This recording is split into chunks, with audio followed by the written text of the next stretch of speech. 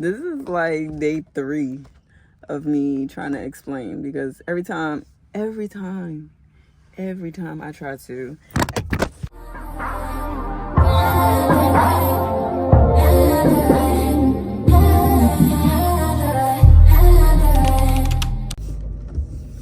What's up, y'all? Welcome back. So let's chat.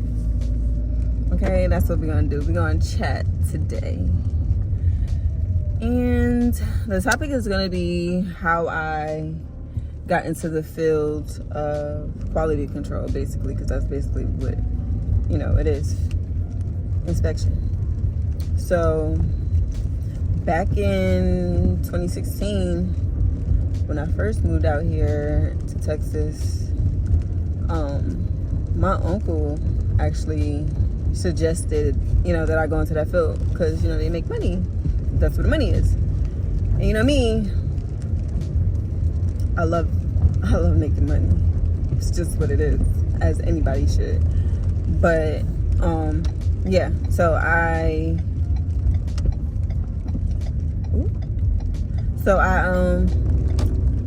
took a trade. That's what I did. I took a trade. Yes, I took a trade. Shout out to the Ocean Corporation, because that's where I took my trade at. Originally, it was supposed to be for, quality control, inspection, in the oil and gas field. That's originally what I was heading for, the oil and gas field strictly. Once I got into the field, I passed the course, graduated, of course, got my certificates, all my certs, or whatever the case may be. Going into the field was kind of tough in the beginning, because it's not what you know, it's who you know. Where did I leave off at? Where the hell did I leave off? Oh, yeah, so getting into the field. That's what I left off at. Getting into the field, it was kind of hard because, being a female, that's one. And then 2, again, it's not what you know, it's who you know. You can have the experience, but, it just depends. Let me just say that. It just depends. Not always, but most of the time. It's like that.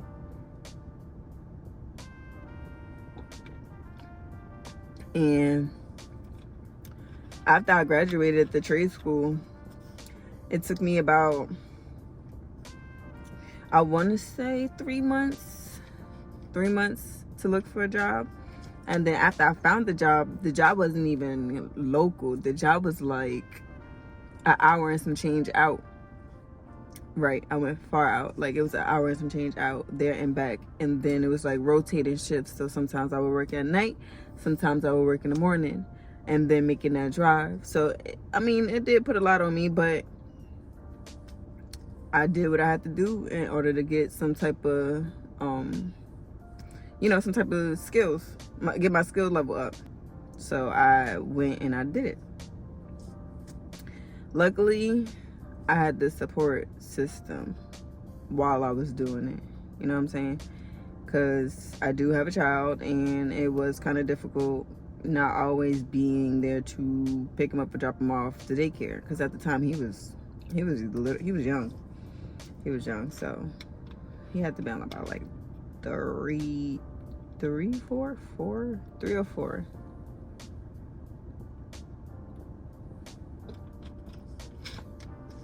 But yeah, I did what I had to do. Then after finding that first job or whatever, I had to let it go because I wasn't making it on time some days because it was tiring. And then you work all hours around. It just, like I said, it just depends. Sometimes you might get lucky and find something close. You might not get lucky. You might find something far. It just depends on you if you want to go ahead and take that drive. If you want to do it. Yeah. They ain't had nothing close. So I never really wanted to take that drive again. That's what I really didn't want to do. Like, I did the job for my 90 days. I did work for 90 days. And then I left. It was too much. It started being too much. At first it was just like, yeah. Then it was just like a no for me. And then I went into environmental cleaning. So that is like you working in the plants, but you're cleaning like the big vessels and stuff that they got in the plants. Like you're cleaning them out, like them big old tubes and stuff. Yeah, slicker suit down, spraying. That was me. I also did that. Now that job there, that was a traveling job. So I used to travel a lot for work too. Again, another sacrifice I had to do.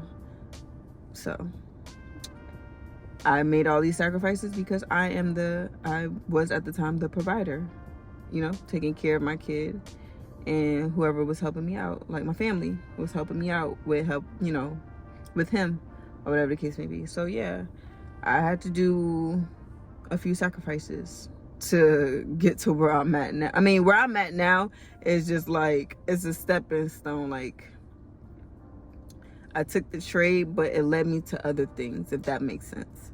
Like it led me to other work, like other fields, if that makes sense. Well, yeah, it led me to other fields.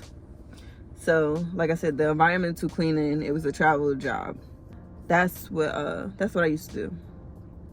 And then networking also. So while I was working, I was networking, you know, trying to get different outlets to get back into the quality control field, inspection.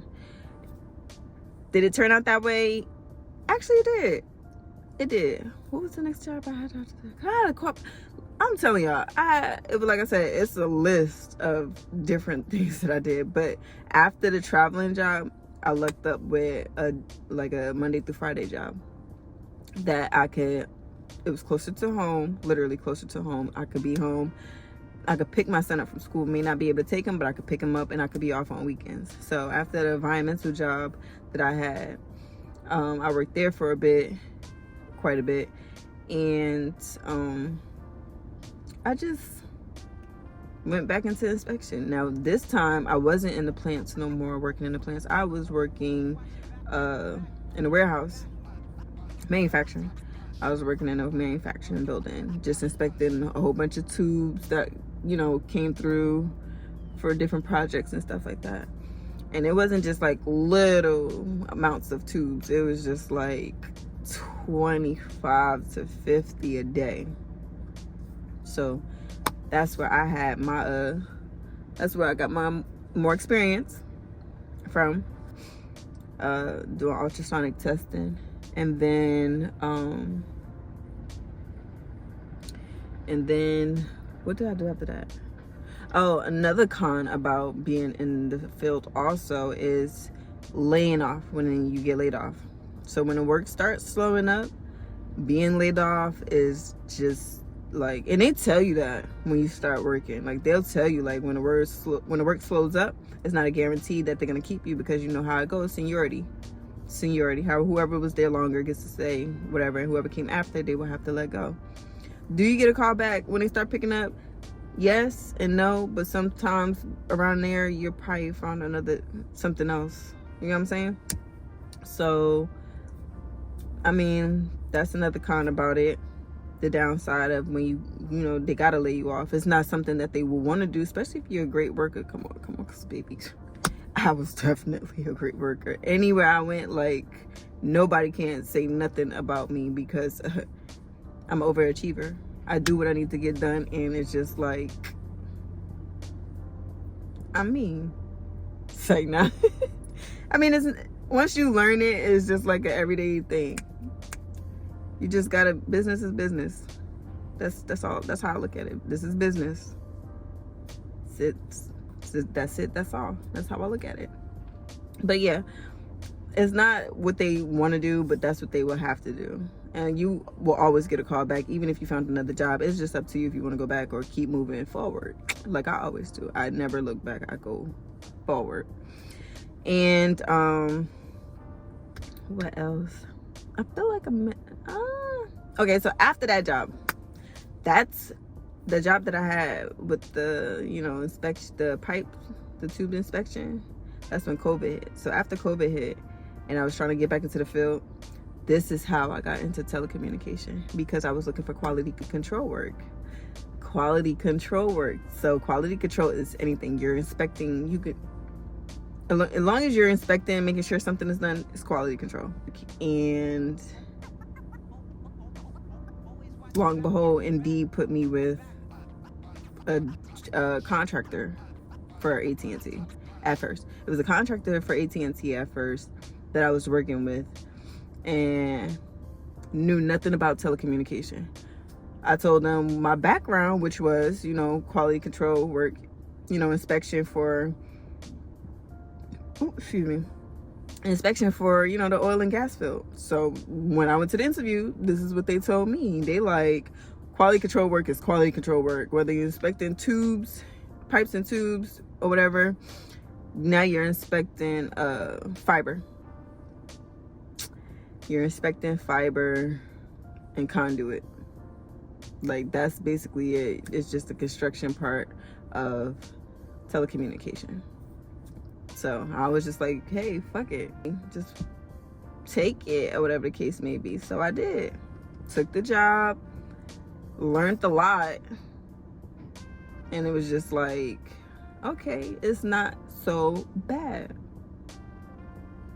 Stayed with them for a while.